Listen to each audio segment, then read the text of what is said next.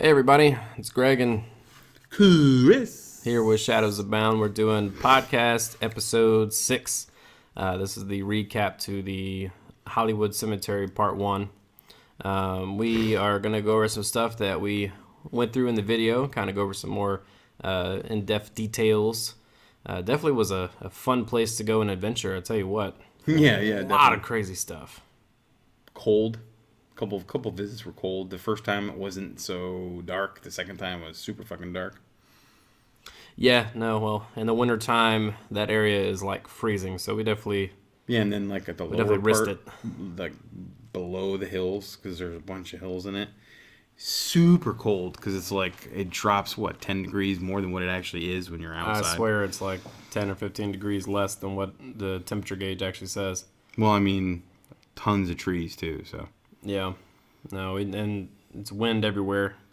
I swear, like, as soon as you get just a little tad warm, you get hit with a gust of wind, too, so. yeah, all of our visits definitely super windy. One visit, it was like the moon was really bright. And then the second time, it was like pitch black. Couldn't see your hand in front of you. The first time we ever went at night, it was bright as can be. The moon wasn't even full, and we had no issues with flashlights. We didn't even have to use one. And then the part where, the video, the second time we went, yeah, that was not the case. It was definitely dark outside. We couldn't see jack crap without a flashlight. Yeah. Well, I still don't use a flashlight, so I'm good. I mean, we definitely needed it for certain areas because Hollywood's so massive and it has so many graves that if you're not careful going up a hill or something, you will step into some stuff you don't want to. So Yeah. yeah, definitely. But no, man, the amount of EVPs, the amount of activity through the speaker box, the amount of Just things we saw. auditory experience, personal experience. Tons of goosebumps. Oh, yeah, I had to swear it was goosebumps the entire time. I wish we would have been able to capture the majority of stuff we witnessed in person on camera. Yeah. So, Like there was like figures, lots of dark figures. yeah. Shadow figures, I guess you would say, or shadow people is what some people call them. Well, the craziest thing, which before we even could record, I remember the road leading up to where the Confederate pyramid is at. Yeah, right on the right you side. got the 90-foot granite pyramid that was put up, and that's to honor the 18,000 plus Confederate soldiers there. That main road, and I don't know if it has something to do with the Gettysburg buried because the bodies are moved around and stuff. If that's what brought them up and out of the earth to move around. Yeah. But that's more than once that we saw bodies that look like troops moving around that road. Well, so that road right there is connected to the ghost story people have related to the move from Gettysburg back to there. Because they had realized those specific soldiers were from Richmond, and that's why they took them from Gettysburg back there to Hollywood Cemetery. Granted, none of the markers are perfect or exact. There's a few that have names, and the rest of them have no names. Some of them just have rank, and that's it. Yeah, a lot of them were definitely unmarked. I mean, it was pretty crazy to see the one area we were at. So you'll see it in the video, but they basically took the white soldiers that were part of the Civil War. They all have their nice white pearly gravestones, and then they have the African American soldiers who basically got like less than 20 stones, and they were all painted black, basically. No, it looked like someone took a garden slab and basically smacked it in half and then stabbed it in the ground. Yeah, like the slate steps. Yeah, and there was like no name on it. But it looks like they added black to it to make it appear more, because normally slate is just charcoal gray. Yeah, I don't know exactly what they used, but it was pretty crazy to see that because it's like they definitely wanted to make them open. marked and look different for no reason at all. Yeah, it was like out in the open, and they barely gave in their own any section space. Off to the left. And then the main area was for the other soldiers that were white, obviously. And some of the headstones for the white soldiers, they definitely had put like some kind of white paint or chalk on them. Some of them you didn't even need a flashlight to see them. Yeah. But it was just rough seeing that. So just keep them all together. If they're in the same regiment and they're working together, just like stop segregation. But you couldn't. It was some of those bodies were buried in 1870, so very messed up. Which is crazy because Chris and I we found that out through different means, but most people don't know that aspect or that fact about the cemetery. And so we were like, you know what, let's do a spirit box session next to the African American soldiers to see if we pick up any voices. And what's crazy is we picked up a couple Creole voices, which is crazy. Yeah. And it only happened in that area. It didn't happen anywhere else. Yeah, you're right. Because one voice kind of sounded like a preacher, but with a Creole accent, and then another guy was just like replying to what we were saying. Yeah. With a Creole accent, and they sounded very different. Now, what spooked me a little bit was George Pickett, who was a major general in the Civil War for the Confederacy. He did the Pickett's Charge, which cost a lot of men their lives. So he's buried there with his men. And, I wanted to see if we could, pick his voice up or whatever. In the same area, I said something about Pickett. And we got one response that said, no, I don't know who that is. Because I asked if anybody knew who Pickett was. And then we kept talking about him, and all of a sudden we got a very southern accent. Now, I don't remember where he's from. But I'm going to guess if he's from the South, he's going to have some kind of Southern accent. Yeah, definitely. And, we had a very Southern gentleman come through the speaker box after we kept talking about him. So I didn't know if that was him, but it really felt like we talked to him. Could have been. A couple of times. Yeah. And I don't know if he's related to...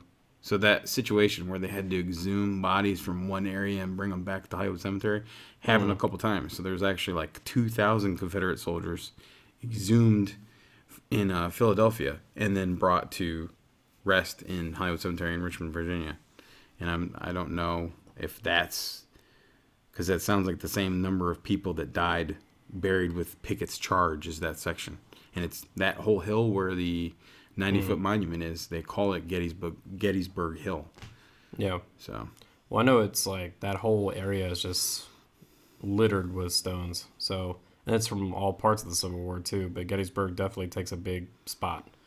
Now, I will say we had another surprise up there on the hill. And I will say before we say it, whenever we edit the videos, a lot of times we find more evidence when we go back and we edit because we rehear things, hear things that we didn't hear in real life. Sometimes we hear different voices. I feel like they speak through different frequencies and stuff. Yeah. But we heard to what sounded like us whispering or some kind of conversation or something through, just our regular sense of hearing. But going back, we heard some screams in that area. Yeah, a couple of times. It was like a female screaming or something like that. Yeah. And while we were there, we were going back through some of the footage and we heard it. But I didn't hear how much until I went and edited. So when we went back to do the REM pod session, we were talking about it and how crazy it was to hear how vocal that was out in real life. Like, yeah, it was pretty loud. There was like two of them, and both were really loud, audibly. Yeah. So, but we were like, I hope we got it. And that wasn't the only one either, though. It was like when it was happening, we almost didn't hear it while it was going on. Mm-hmm. But there was a couple moans we heard off in the distance. We heard other screams off, like it was all around the cemetery. And a lot of whistles too, right after a couple of the screams. Yeah. One was like a moan, one was a scream, then one was like almost the description of what people say they hear banshees do, like a wail. Yeah, no, we heard a couple of those. Where there's like no intent, they were just doing it off in the distance. Well, what freaked us out, it didn't really freak us out, but there's the lore of the Iron Dog statue, which basically guards the little girl who died. Was it typhoid or something like that? Yeah. And supposedly the lore is the Iron Dog is seen moving around. He moves positions. His eyes stare at you. All that kind of stuff. And well, people have sightings of a dog too moving around. Yeah, but not while we were next to it. The spirit box picked up somebody whistling for a dog near the pyramid. Now that's probably about, I want to say maybe 100 yards away from the dog, but we only picked it up near the pyramid. That's weird. And when we went to the Iron Dog statue, we set up the static vision camera. We set up the voice recorder and the cat ball, the detector on that. And we walked away. We went and actually, well, we tried to walk away. So as we were setting everything up, I can't remember exactly what happened, but we were like, let's turn on the spirit box, see if we could talk. And we were getting a crap ton of stuff through there. And Yeah, I want to say right when you set the S box down was when we heard through it. Would sound like a baby cooing. Yes. So we heard the baby crying in real life. Now, what's crazy is the recording of it doesn't sound as much as we heard it in real life. I mean, it literally sounded like somebody was holding a baby next to us crying. Yeah. But when we go through the recording, it didn't sound as bad. So I feel like a lot of times that recording can sometimes help or mess up. It's kind of like the Woodbridge Cemetery. When we were in real life, we heard static coming through the spirit box, but through the edit, we heard the war cries of like Native Americans. Yeah, like a Native American. So it's scream. weird that sometimes you'll get stuff from editing, and then sometimes editing Comes won't. out differently. Yeah, it's different. It's weird. But anywho, we were trying to leave the area, and voices kept saying things like "come back," "don't move," stuff like that. And then what's crazy is we heard something about a hex. And now I learned through a resource that apparently every Halloween there's a family that goes there that's of witches and takes photography of the cemetery. And apparently, I don't know if they hex things while they're there, if they do stuff, but it's just crazy how we asked about witchcraft. Not only did we get a demon growl coming out, but then we got the hex thing coming out. See, and hex is negative. Hex is what a witch would do to someone when they're trying to do a negative curse. Yeah. So. And then let's see. So. At that point, which if anybody's listened to the podcast about WW Pool, we do actually visit him in this first portion, but we wanted to stop by and talk to Mosby, who was the boiler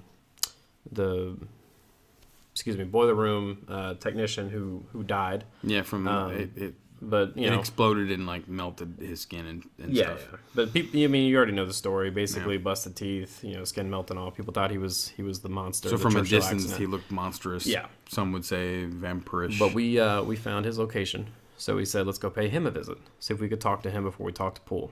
Now, while we were there, we left the camera running on the dog. And what's crazy about that is about 40 minutes.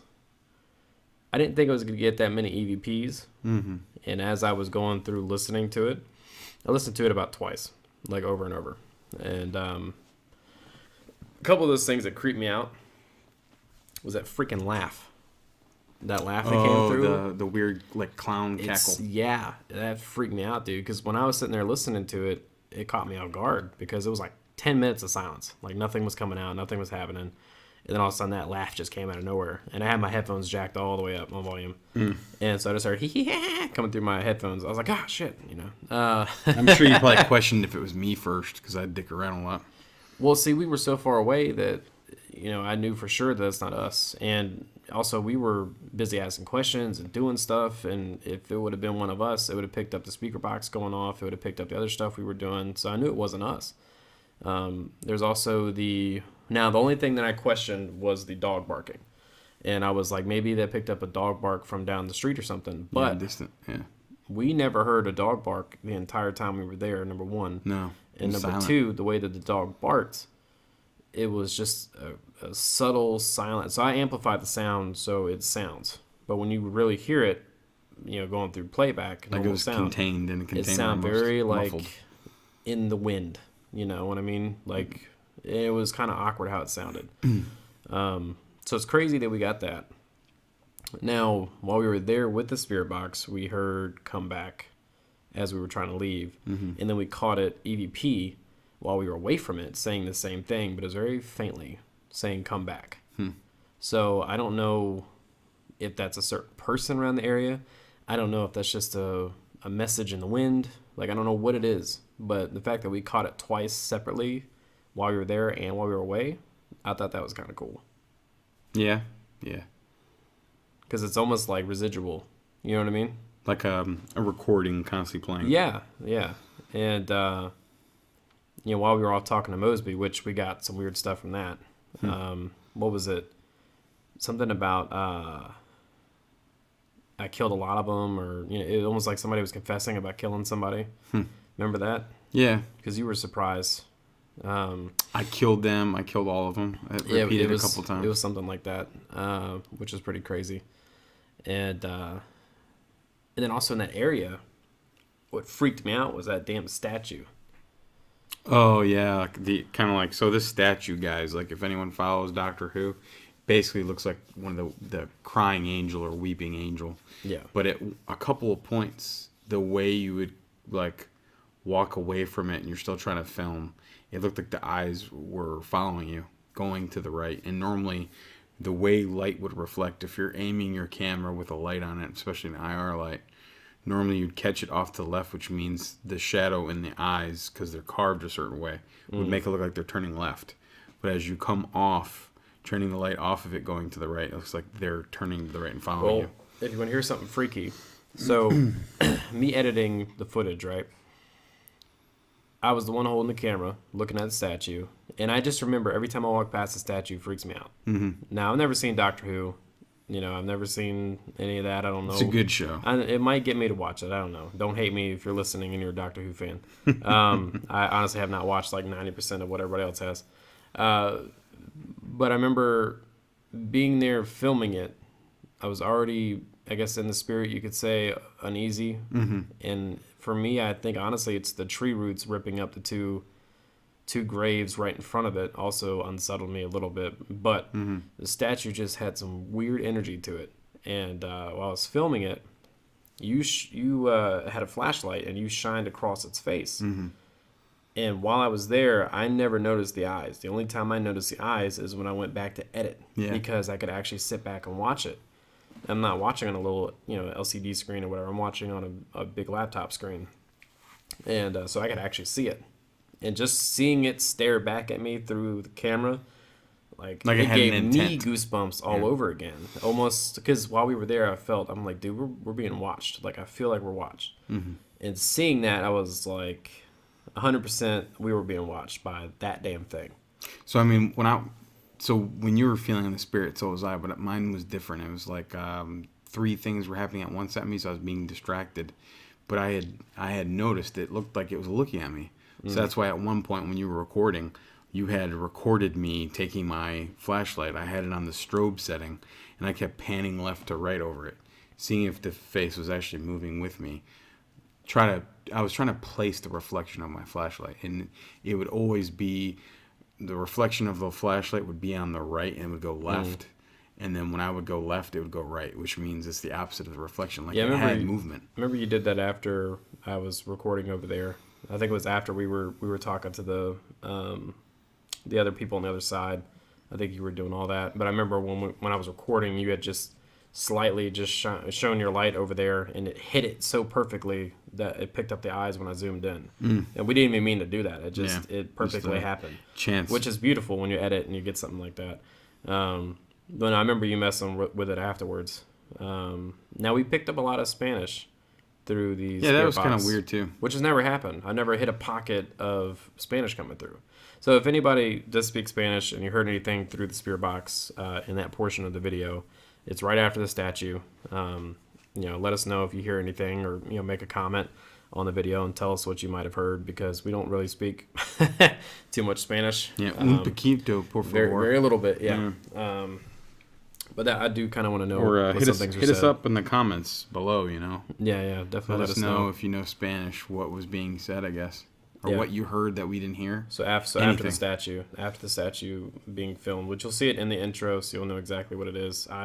I was like, this is definitely being a portion of the intro for the video for sure. Which is weird too, is where that was happening. So especially when it started at one point, leaving the dog area, we're essentially behind where a lot of Chinese burials were, right on that hill, in fact.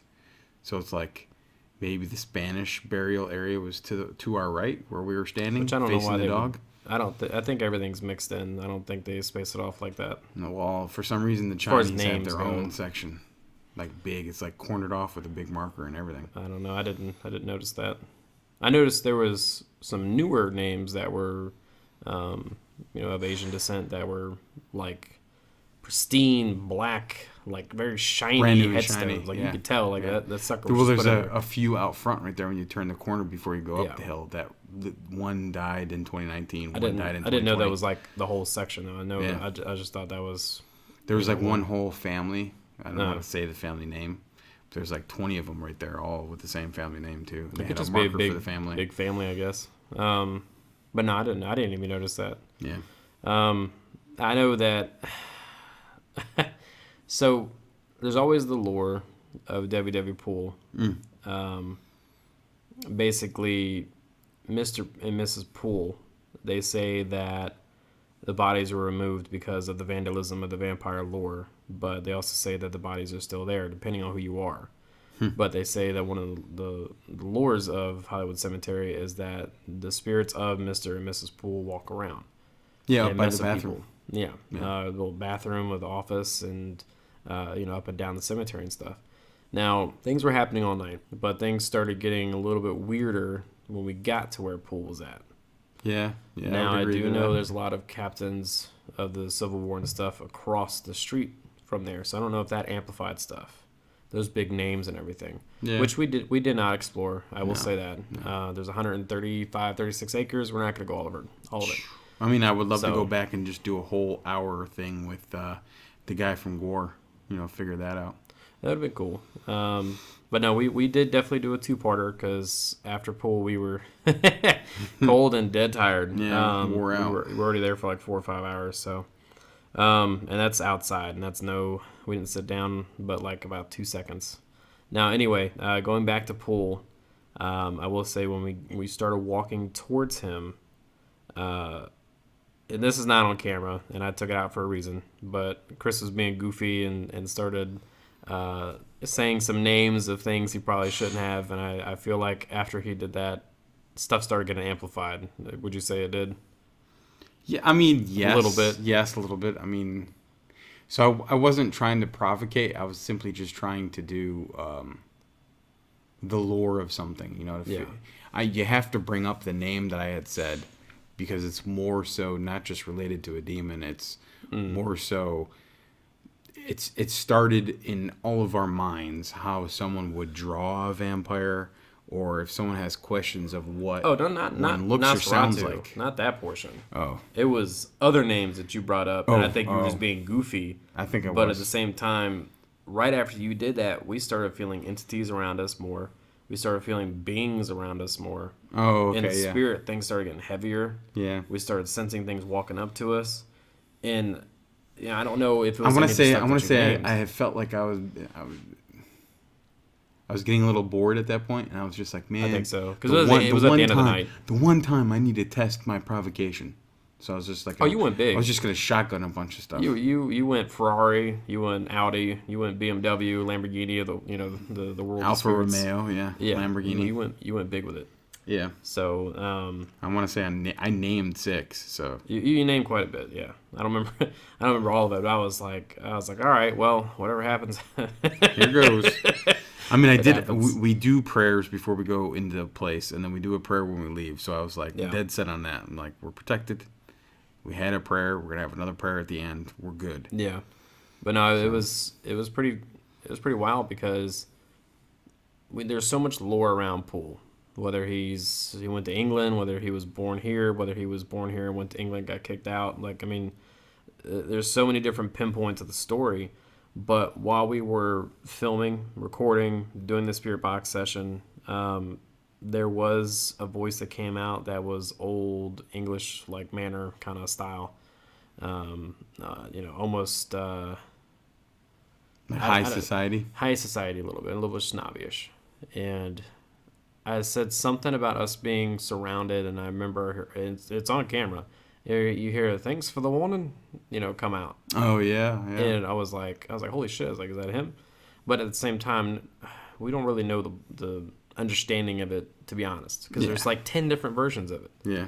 So it's like, which one do you really believe? There's like a bunch of different British people Yeah. buried there. It could be someone else, really. But I just know that being in that area, we definitely picked up some crazy vibes before the end of the night happened. Yeah, I mean, the stuff I was seeing after saying the silly stuff, like, I wish I heard of someone doing it, and I don't know if it's made the same way, but like to put white noise from a TV visually on a pair of glasses and have it overlaid while I'm seeing what I see, or what you see, and then have those pair of glasses like record it and be able to pick up what we were seeing or witnessing would be really sweet. I don't know if that's possible, but yeah, a little off topic, a little connected. It's whatever. I mean, it's it's definitely cool to see things that we do. You see a little bit more, and we've talked about it before. You see a little bit more in person than I do, but me and my version of seeing in the spirit, being there, I saw crap left and right, or I definitely felt stuff around me left and right. It was a vice versa of each. So I could literally look over and see something literally running by a tree or a gravestone and see it very heavy in the spirit, or I could feel that stuff was in directions around us. Yeah. But it was a lot. It was like all the time. See, and what's weird with me is like I used to be able I don't know if you remember back in the day, like even 6 or 8 years ago, like if I was like in a really crazy vibe, I was able to like touch you really quick and like transfer what I was seeing to you. I wish I'd be able to do that again with people, but I don't know why I don't have that anymore. No, that'd be cool.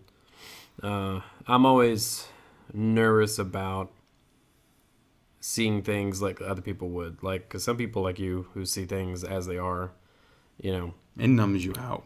Yeah, but I mean, it's like for me, I know that if I were to look over and see, a gangly looking creature staring back at me, I don't know if I'd just be like, oh, okay, or if I'd be like, holy mother, So if I was gonna break it down to 2 movies that I know you've seen, it's like 13 Ghosts when they put like the glasses on, Sixth Sense, and Constantine.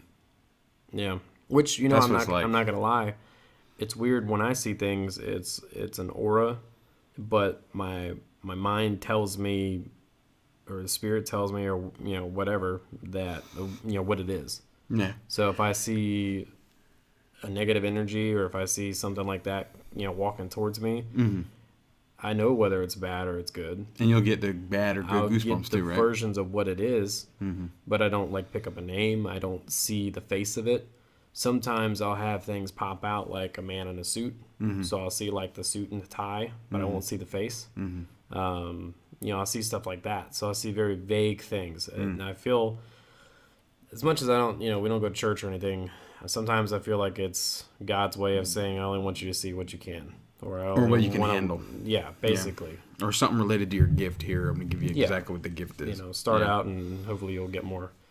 I mean, a good question for you, I guess I'd have to ask, would be like, because I don't think I've ever asked you, is like, do you see specific colors that can tell you if they're negative or positive too? Like there's specific colors associated? Sometimes. Not all the time. Like I know some people see like literally colors, like yellow or green or brown or whatever. But for me, it's just, it's hard to explain. It's like a math whiz. Okay, so when a person has a very big equation, and they can just know the answer. Yeah. And they don't even have to really think about it. They've done it for so long, they just know what the answer is. Yeah. While all the other people around them are like, what the, What was the first step to the equation of this? Yeah, how'd you get there to the answer? Yeah. Like we're all confused, but that person knows what it is. Yeah. So, like, for example, we were in the cemetery, and, I'd look up the street, and I'd see 2 legs walking towards me, and in my mind, my spirit, whatever I'm looking through, I know that is a soldier marching towards me. Yeah. And I know it's a man with a gun over his shoulder, and it's a Confederate soldier, and I know that he's told to walk up and down that street. And that's guarding. That's what I see. Yeah. But like he's on my mind is literally giving me the patrol details. detail. Yeah. Yeah. But I see that aura, or I see that energy doing that. Now I don't always get to see that.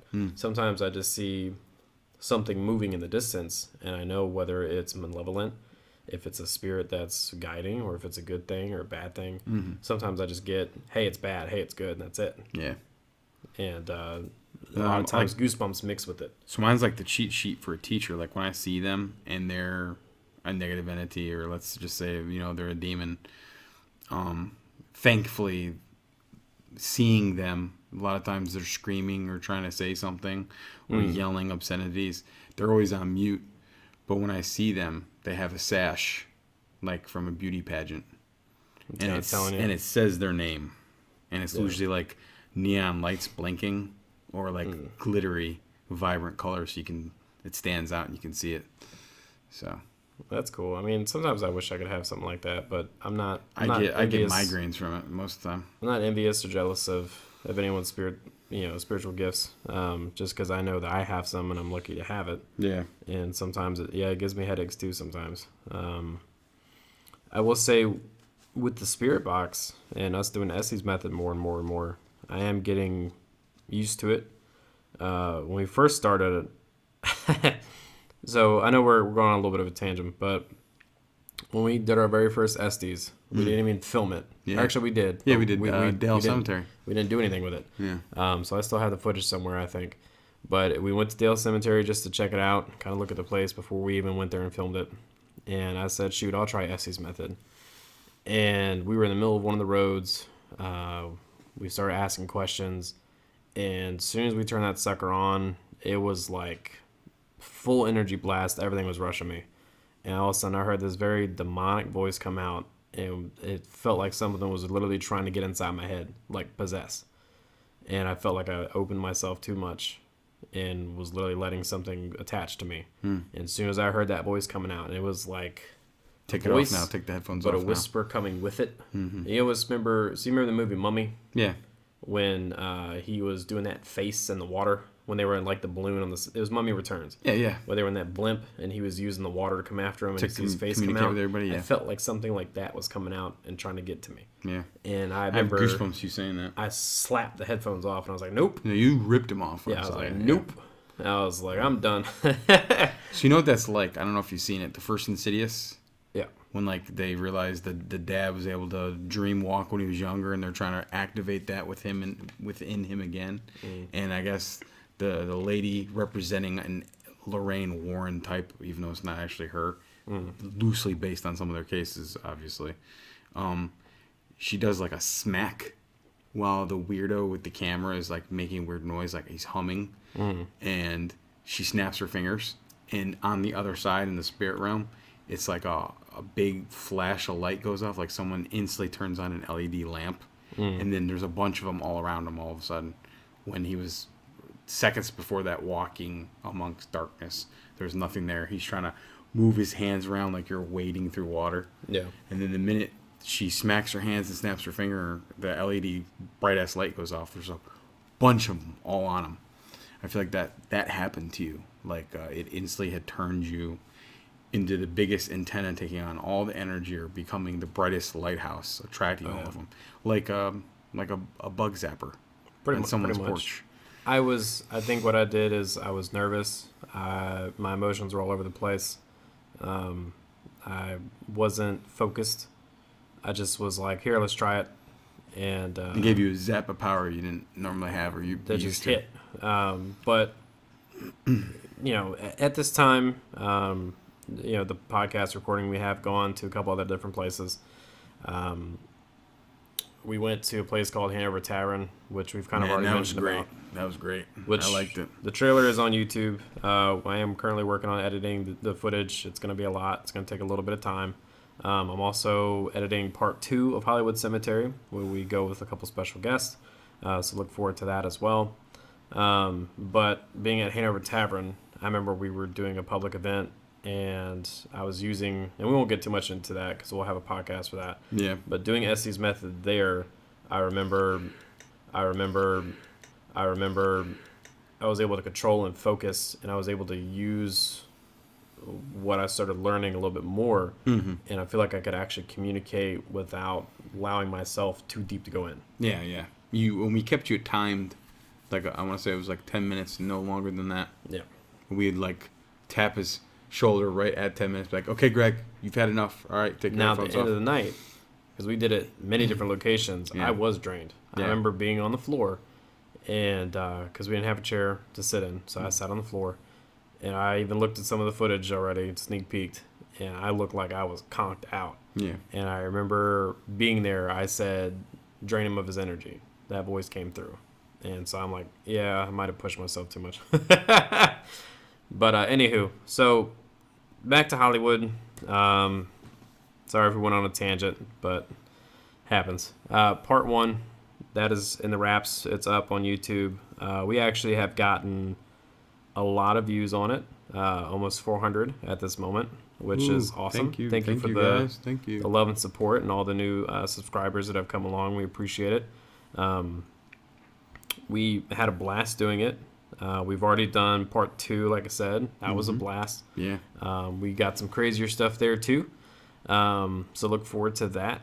But we just want to say, thank you for all the love and support that you've given us so far on our channel, and we're having fun. Yeah, all the likes, all the comments so far.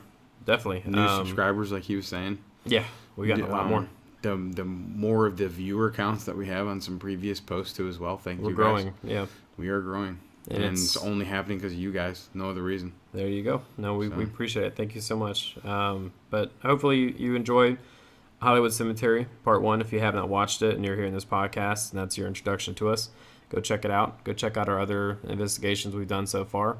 Yeah. We're slowly trying to put stuff up and get things in the works and do more and more and more. We're just starting out, but we are growing pretty quick, and we're gaining a lot of different things to do and check out. So, but we're going to end here. You got any final things to say? No, just, momentous traction, I guess I would say is what I would call it. And again, thank you guys. Wouldn't be doing what we're doing without you guys, really. So that is true. Alrighty, guys. Well, we will catch you on the next one. We appreciate it. We appreciate y'all. And you guys have a good one. See ya. Shadows abound.